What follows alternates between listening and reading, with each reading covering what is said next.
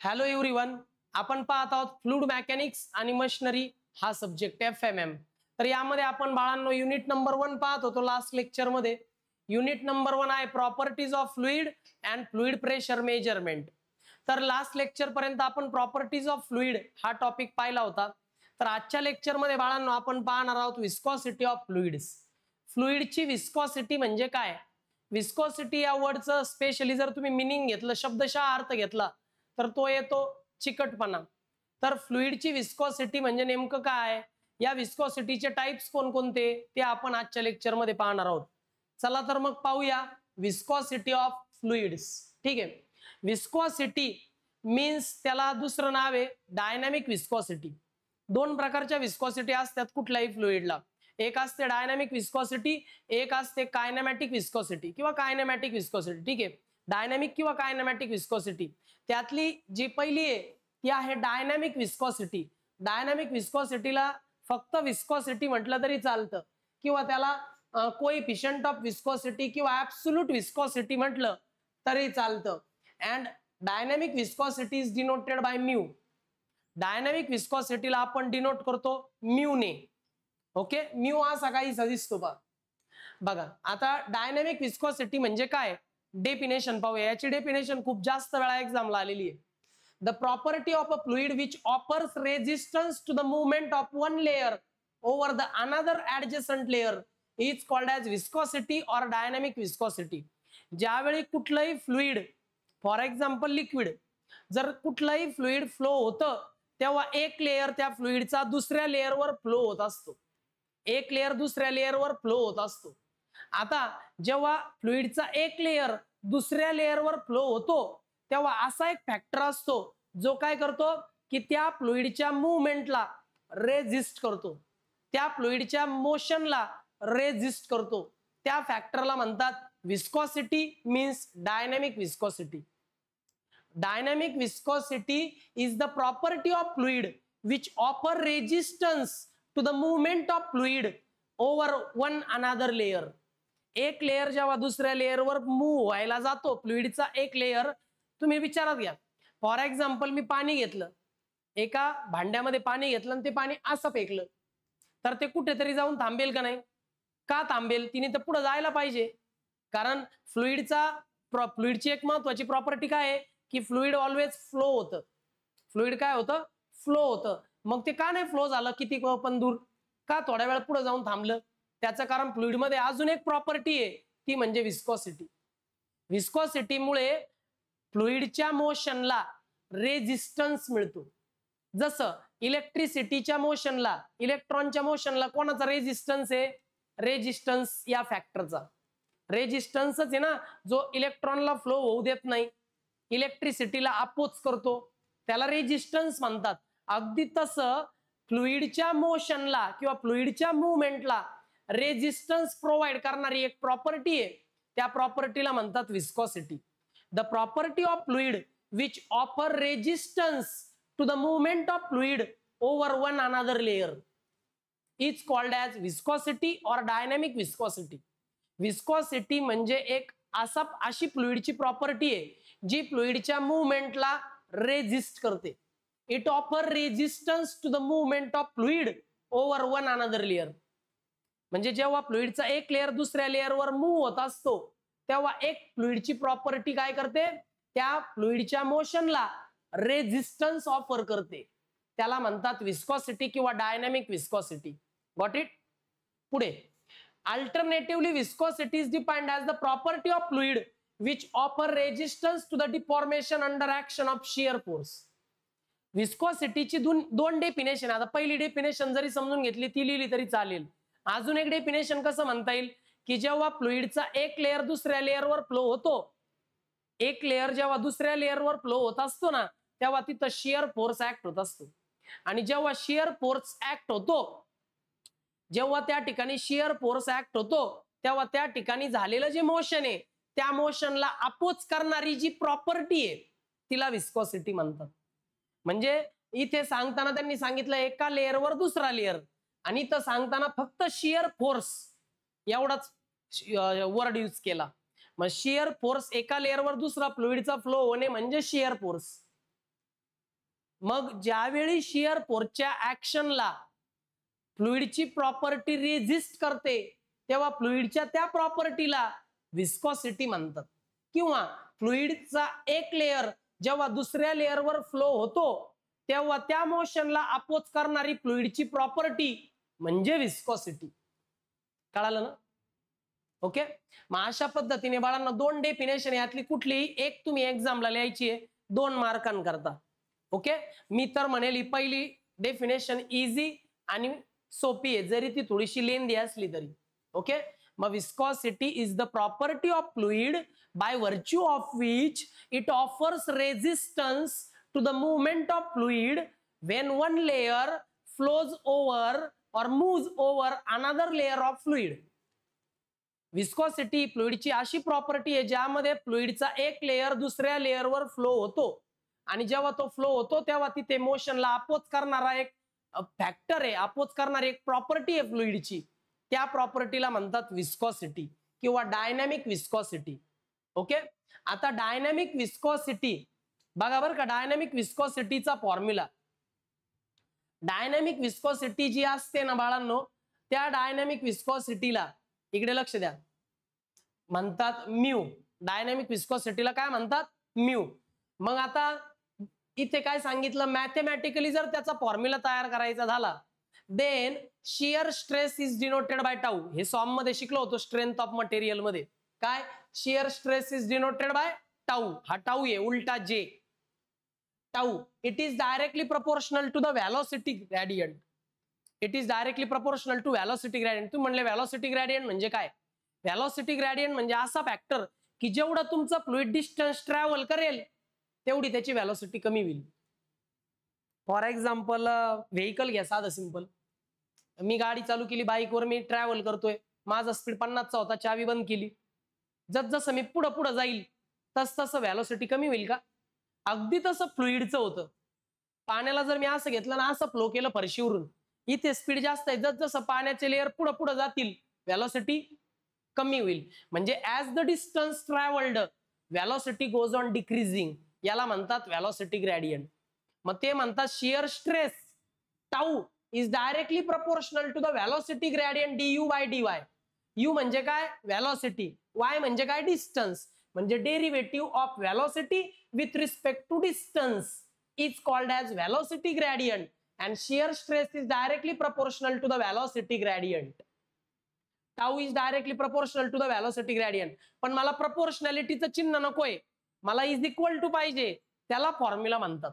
मग फॉर्म्युला तयार करण्याकरता मी प्रोपोर्शनॅलिटीचं साइन काढलं, इज इक्वल टूचं साइन टाकलं, मग इथं कॉन्स्टंट घ्यावा लागला, त्या कॉन्स्टंटला म्हणतात विस्कॉसिटी. कारण का बरं? पुढे पुढे जाताना काय झालं, बाईकच्या बाबतीत जसं पुढे जाईल गाडी म्हणजे चावी बंद केल्यानंतर बाईक जशी पुढे जाईल, जसं डिस्टन्स ट्रॅव्हल करेल तसं व्हेलॉसिटी काय होईल? व्हेलॉसिटी डिक्रीज होईल ना. पण ते का झालं? कारण तिथं फ्रिक्शन आहे, मोशनला रेजिस्ट करणारा फॅक्टर आहे फ्रिक्शन बाईकच्या बाबतीत. अगदी तसं फ्लुइड जसं पुढे जाईल त्याची व्हेलॉसिटी कमी होत जाईल. त्या ठिकाणी पण कोणता तरी असा फॅक्टर आहे जो फ्लुइडच्या मोशनला रेजिस्ट करतोय, आणि तो फॅक्टर कोणता आहे? विस्कॉसिटी. काय नाव आहे त्या फॅक्टरचं? विस्कॉसिटी. आणि viscosity is denoted by mu. कळालं? अशा पद्धतीने बाळांनो असते विस्कॉसिटी म्हणजे dynamic viscosity. Okay. Just 1 minute. इकडे बघा, shear stress is directly proportional to the velocity gradient du by dy. Shear stress आहे व्हेलॉसिटी ग्रेडियंट आहे du by dy. इथे इज इक्वल टू चं सिम्बॉल वापरलं, तिथं काय वापरावं लागेल? कॉन्स्टंट du by dy जसाच्या तसा. मग हा कॉन्स्टंट कोणता वापरायचा? तो वापरायचा ज्याच्यामुळे फ्लुइडची व्हेलॉसिटी कमी होते. कोणता फॅक्टर आहे ज्यामुळे फ्लुइडची व्हेलॉसिटी कमी होते? तर म्यू. म्यू म्हणजे काय? Dynamic viscosity. पण मला डायनॅमिक विस्कॉसिटीचा फॉर्म्युला पाहिजे, हा तर शियर स्ट्रेसचा फॉर्म्युला आहे. मग मी काय करेल? म्यू एका बाजूला ठेवेल, टाऊ ऍज इट इज बरं का, हे मल्टिप्लाय तिकडे जाऊन डिवाइड. झाला ना फॉर्म्युला तयार बाळांनो. मग काय फॉर्म्युला झाला? Dynamic viscosity is the ratio of shear stress to the velocity gradient. अजून एक डेफिनेशन तयार झाली पहा फॉर्म्युल्यावरून. मग म्यू इज इक्वल टू म्हणजेच dynamic viscosity mu is the ratio means division of shear stress tau to the velocity gradient du by dy. आता मला सांगा या फॉर्म्युल्यात काय डाऊट आहे का एवढ्या याच्यात? बाळांनो याचा स्क्रीनशॉट घ्या, महत्वाचं आहे बरं काय. फॉर्म्युला कळाला, सगळं समजलं का? ओके चला घेतला असेल सी हियर, तेच या ठिकाणी इथे. मग त्या म्यूलाच काय म्हणतात? डायनॅमिक विस्कॉसिटी किंवा ऍब्सोल्यूट विस्कॉसिटी किंवा नुसतं विस्कॉसिटी. मग कळालं डायनॅमिक विस्कॉसिटी. पुढचा जो फॅक्टर आहे तिथे डायनॅमिक विस्कॉसिटीचं युनिट म्यूचा फॉर्म्युला काय झाला होता? Tau divided by du by dy म्हणजे shear stress is divided by velocity gradient. आता त्याचं युनिट काय? युनिट ऑफ डायनॅमिक विस्कॉसिटी याचा युनिट काय? Newton second per metre square. हे काहीच करू नका, फक्त हे पहा newton second per metre square. काय युनिट आहे? Newton second per metre square. पण तुम्हाला माहिती आहे का न्यूटन पर मीटर स्क्वेअर म्हणजे काय? तर पास्कल.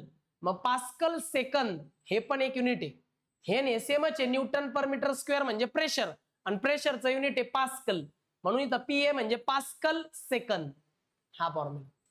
मग युनिट ऑफ विस्कॉसिटी काय झालं? याचा unit of viscosity pascal second किंवा newton second per metre square. तुम्हाला फक्त एवढं लक्षात ठेवायचं एवढं. ओके हे समजलं ना हे सेंटेन्स. मग डायनॅमिक विस्कॉसिटीचं युनिट आहे बाळांनो newton second per metre square means pascal second. हे सेंटेन्स महत्वाचं आहे, काहीच करू नका. आता अजून एक गोष्ट तुम्हाला लक्षात ठेवायची, नोट हो घे, कारण हे येतं एक्झाम मध्ये क्वेश्चन मध्ये. काय येतं? What is mean by one poise. One poise means 0.1 newton second per metre square असतं. One poise means 0.1 newton second per metre square आणि 1 newton second per metre square म्हणजे 10 पॉइज. हे एक सेंटेन्स इम्पॉर्टंट आहे. एकदा हे लिहून घ्या बाळांनो आणि एकदा हे लिहून घ्या. हे डायनॅमिक विस्कॉसिटीचं युनिट आहे आणि त्या युनिटचं कन्व्हर्जन पॉइज मध्ये कसं होतं ते या ठिकाणी. हे सेंटेन्स आणि हे सेंटेन्स, बाकीचं हे काहीच करायचं नाही. घ्या बरं पटकन चला.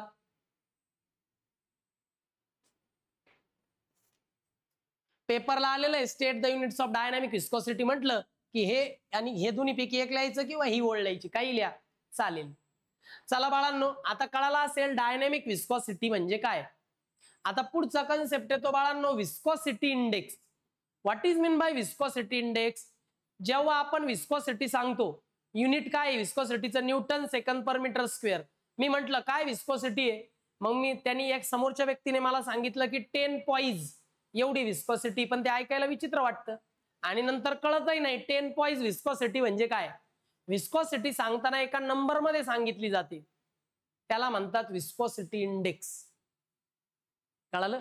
ज्यावेळी मी तुम्हाला विचारतो what is the pH of water, वॉटरचा पीएच किती, तर तुम्ही एक नंबर सांगता ना 7, 8, 9, 10 बरोबर ना. त्या नंबरवरून कळतं की बाबा त्या वॉटर मध्ये किती हार्डनेस आहे किंवा ते वॉटर किती ऍसिडिक आहे किंवा बेसिक आहे. अगदी तसं कुठल्याही फ्लुइडची विस्कॉसिटी कळण्याकरता एक डायमेन्शनलेस नंबर वापरला जातो, त्याला म्हणतात viscosity index. Definition: viscosity index is a dimensionless number that represents how the viscosity of hydraulic fluid changes with respect to temperature. एखादं फ्लुइड घेतलं, त्या फ्लुइडला गरम केलं, गरम टेम्परेचर दिलं त्या फ्लुइडला, तर तसतसा त्याचा चिकटपणा कमी कमी होईल ना, होईल का नाही. एका बाजूला वॉटर घ्या, एका बाजूला मर्क्युरी घ्या आणि वॉटर मध्ये आणि मर्क्युरी मध्ये असं बोट बुडवा, काय हाताला चिटकन, वॉटर का मर्क्युरी? मर्क्युरी चिटकन. काय होतंय समजत नाही काय? वॉटर हाताला चिटकेल ना, का? कारण मर्क्युरीची विस्कॉसिटी वॉटर पेक्षा कमी आहे. कळालं मला काय बोलायचंय? त्या पद्धतीने. तर लक्षात ठेवा, मला फक्त हे सांगायचं होतं की विस्कॉसिटी इंडेक्स हा एक डायमेन्शनलेस नंबर आहे, डायमेन्शनलेस नंबर आहे. आणि जसजसं तुम्ही फ्लुइडचं टेम्परेचर वाढवत जाता तसतसं विस्कॉसिटी कमी होते. पण या विस्कॉसिटीला डिनोट करण्याकरता, रिप्रेझेंट करण्याकरता एक डायमेन्शनलेस नंबर यूज केला जातो. त्या डायमेन्शनलेस नंबरला म्हणतात viscosity index. Viscosity index is a dimensionless number which represents the viscosity. है की नाही? Which represents the viscosity of a fluid changes with the temperature. फ्लुइडची विस्कॉसिटी जसं टेम्परेचर नुसार चेंज होते, तर त्या चेंज झालेल्या विस्कॉसिटीला रिप्रेझेंट करण्याकरता एक डायमेन्शनलेस नंबर यूज केला जातो, त्याला म्हणतात विस्कॉसिटी इंडेक्स. बरोबर ना? फॉर एक्झाम्पल मी काय केलं, गम वापरला, गम, आणि गमच्या मदतीने दोन गोष्टी चिकटवल्या. आता मला ते गम काढायचा आहे आणि त्या दोन गोष्टी वेगवेगळ्या करायच्यात. काय करणार बरं? हीट देणार का? टेम्परेचर वाढवणार. बरोबर आहे की? म्हणजे टेम्परेचर दिल्यामुळे चिकटपणा कमी होतो का? मग विस्कॉसिटीचं पण तसंच आहे. जसं तुम्ही टेम्परेचर वाढवाल तसं विस्कॉसिटी कमी होणार. फक्त चिकटपणा हा शब्द मराठीत आहे आणि विस्कॉसिटी हा वर्ड इंग्लिश मध्ये, एवढाच काय तो फरक आहे. मग viscosity decreases with increase in temperature and this changes in viscosity represents by dimensionless number called as viscosity index. कळालं विस्कॉसिटी इंडेक्स काय? मग viscosity index is a dimensionless number which represents the viscosity which changes with temperature. Temperature नुसार बदलणारी जी viscosity आहे तिला represent करण्याकरता एक dimensionless number use केला जातो, त्याला विस्कॉसिटी इंडेक्स म्हणतात. विस्कॉसिटी इंडेक्स चे महत्वाचे मुद्दे कोणते? Viscosity depends on the type of liquid. तुम्ही कोणतं लिक्विड घेतलं त्यानुसार विस्कॉसिटी इंडेक्स बदलतं. तुम्ही कोणतं लिक्विड घेतलं त्यानुसार विस्कॉसिटी बदलते. म्हणजे वॉटरची विस्कॉसिटी वेगळी, वॉटरचं विस्कॉसिटी इंडेक्स वेगळा आणि ऑइलचा विस्कॉसिटी इंडेक्स वेगळा. कळतंय का? वॉटर आणि ऑइल हे दोन लिक्विड आहेत, पण दोघांचा विस्कॉसिटी इंडेक्स वेगळा आहे. म्हणजे लिक्विड चेंज झालं का विस्कॉसिटी इंडेक्स बदलतो. Viscosity decreases with increase in temperature. जसं टेम्परेचर वाढतं विस्कॉसिटी कमी कमी होत जाते. टेम्परेचर वाढलं की फ्लुइडची विस्कॉसिटी कमी होत असते. Viscosity of water is 20 degree Celsius is 0.02 poise और 1 सेंटीपॉइज. ही व्हॅल्यू लक्षात ठेवायची बरं का. एक्झाम प्रॉब्लेम मध्ये आपल्याला यूज करावी लागणार आहे. लक्षात ठेवा वॉटरची विस्कॉसिटी किती आहे, तर वॉटरची विस्कॉसिटी 20 डिग्री सेल्सिअस टेम्परेचरला, 20 डिग्री सेल्सिअस टेम्परेचरला वॉटरची विस्कॉसिटी आहे 0.02 पॉइज म्हणजेच 1 सेंटीपॉइज. ही वॉटरची विस्कॉसिटी 0.02 पॉइज म्हणजेच 1 सेंटीपॉइज ऍट 20 डिग्री सेल्सिअस. हे कळालं का बाळांनो? Viscosity index. Okay, next point येतो बाळांनो. Viscosity index is a measure of how much viscosity of a lubricating oil changes with change in temperature. आता तुम्ही मेकॅनिकल इंजिनियर आहात, प्रोडक्शन इंजिनियर आहात, बरोबर की नाही? मग तुम्ही काय वॉटर यूज करता का जास्त मशीन मध्ये? नाही, तुम्ही यूज करता ऑइल. त्यामुळे इथं शब्द आला ऑइल, लुब्रिकेटिंग ऑइल. मग लुब्रिकेटिंग ऑइलची विस्कॉसिटी टेम्परेचर नुसार जशी बदलते, तर ती विस्कॉसिटी रिप्रेझेंट करण्याकरता जो डायमेन्शनलेस नंबर वापरतात त्याला म्हणतात विस्कॉसिटी इंडेक्स. काय म्हणतात? Viscosity index. मग विस्कॉसिटी इंडेक्स हे एक मोजमाप करण्याचा एक डायमेन्शनलेस नंबर आहे जो विस्कॉसिटी इंडेक्स मध्ये झालेला चेंज मेजर करतो. पण तुमच्यासाठी काय मेकॅनिकल इंजिनियर करता? Lubricating oil. मग लुब्रिकेटिंग ऑइलचं टेम्परेचर जसं चेंज होतं तसं लुब्रिकेटिंग ऑइलची विस्कॉसिटी चेंज होते. ओके ना?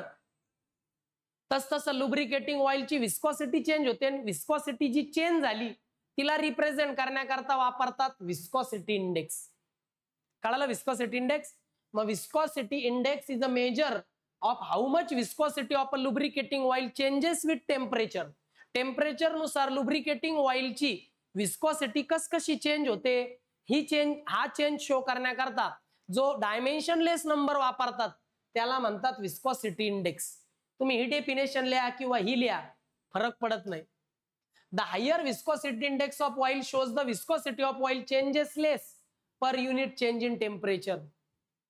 जर एखाद्या लुब्रिकेटिंग ऑइलची विस्कॉसिटी इंडेक्स चांगला आहे म्हणजे काय की बाबा टेम्परेचर वाढवल्यावर त्या ऑइल मध्ये विस्कॉसिटी जास्त बदलत नाही, म्हणजे त्याचा विस्कॉसिटी इंडेक्स जास्त आहे.